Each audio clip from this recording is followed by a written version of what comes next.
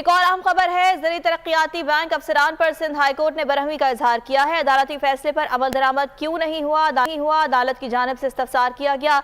1 साल से ज़ायद मुद्दत गुजर चुकी है। अदालत की जानिब से कहा गया है मुतालिका कमेटी का इजलास नहीं हुआ।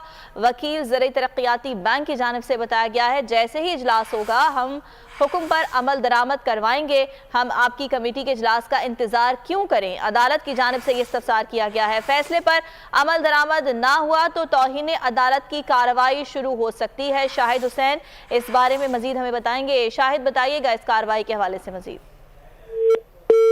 हमारा राबिता मुनक़ता हुआ है, आपको आगाह कर रहे हैं। अदालत की जानिब से बरहमी का इजहार किया और अदालत ने यह कहा है कि 1 माह के अंदर अंदर फैसला करके अदालत को आगाह किया जाए, वरना तौहीन अदालत की कार्रवाई का आगाज़ किया जाएगा। अदालत 1 माह में फैसला ना हुआ तो कार्रवाई के लिए जहन बना कर आए, ऐसा भी अदालत की जानिब से कहा गया है।